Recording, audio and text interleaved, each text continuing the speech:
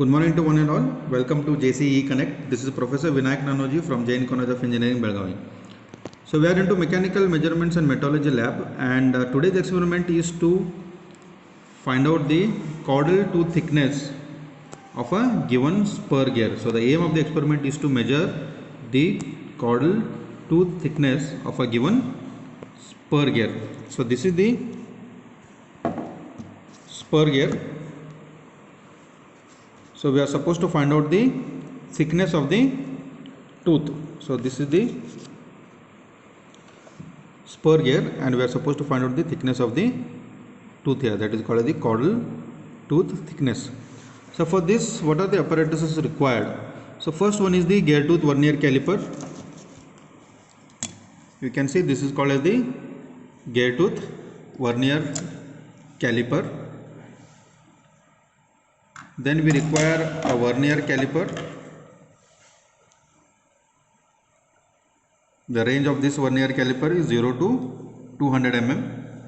And then we require the specimen, that is nothing but the spur gear. So now we shall see what are the observations for this experiment. So first we are supposed to find out the least count of gear tooth vernier caliper. So it is nothing but 0.02 mm, because as it is vernier caliper, usually all the vernier calipers will be having 0.02 mm as least count. Second one is the least count of vernier caliper, that we all know, that is 0.02, and which is also mentioned on the vernier caliper here. 0.02 mm is the least count of vernier caliper. Next observation is to find out the outside diameter of the gear, that is OD in terms of mm. So here, see the outside diameter we are supposed to find out using vernier caliper like this. So we will hold the vernier caliper between the jaws, and once we read it, it will be 51.4 mm. So the outside diameter of the spur gear as measured by vernier caliper is 51.4 mm. And then we are supposed to find out the number of teeth. So first you have to mark on one of the teeth and you have to start counting it, like 1, 2, 3, 4 and so on. And once you count, it will be around 31 tooth. So there are total 31 tooth in the spur gear. So next is the tabular column. So this is a very simple experiment. We are supposed to find out the caudal tooth thickness. But to find out caudal tooth thickness, we are supposed to do certain calculations. So we shall see what are these calculations. So the first calculation is to find out the pitch circle diameter, that is called as the PCD, which is denoted by D. So here we can see the formula. It is n into OD divided by n plus 2. As we all know, the value of n is 31, OD is 51.4 mm, and then divided by n plus 2, again n will be 31. So we get the value for pitch circle diameter, that is nothing but D. And then the most important thing is that we are supposed to find out the module. So module is given by the pitch circle diameter divided by the number of tooth, right? So it will be D by n. So the value what we get for this is 1.56 mm. So the module will be 1.56 mm. And before starting the experiment, you are supposed to find out the theoretical tooth thickness, which is given by the formula D into sine of 90 divided by n. So D is nothing but the pitch circle diameter, then n is nothing but the number of teeth, and then we find out the theoretical tooth thickness.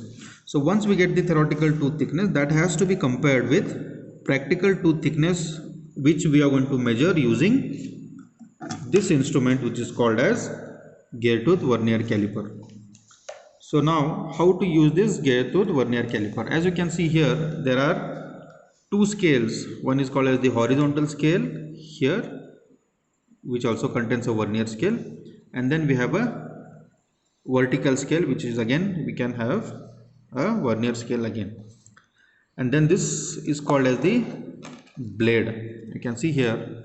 So this one is called as the blade, which is used to set the module. So whatever module we have found out here, that is 1.56 mm, that has to be used to keep it fixed. So the module we are going to keep it fixed, and then we are going to find out the thickness. So here you can see, if you take the example of a module, so we are supposed to find out the thickness of the gear somewhere here. So this somewhere here is nothing but when we set the module. So module is an imaginary line, so which we have got it as 1.56 mm. So from here it is 1.56, so we have to set it as 1.56 and then measure the thickness, that is called as the practical tooth thickness. So set the module, we are supposed to use this vertical scale we are supposed to use and set it for 1.5 mm. So once we set it to 1.5 mm, then we are supposed to use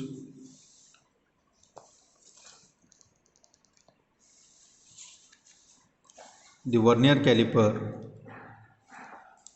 and then measure the tooth thickness.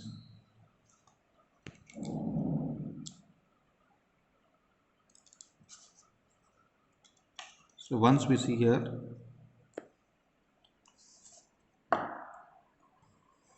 so once we set the module from the vertical scale, then we have to use this vernier caliper to find out the thickness. Okay, once we have set it to here, lock it. So here you can see that it has crossed 2 mm and then 31st division is coinciding, 32nd. So the reading would be around about 2.36. So the first reading what we have got is 2.36 mm. So this has to be done for multiple tooth. So first we have done it, then on this second, and then rotate it, randomly select one more, then take the reading here, and then randomly select one more, then take reading over here.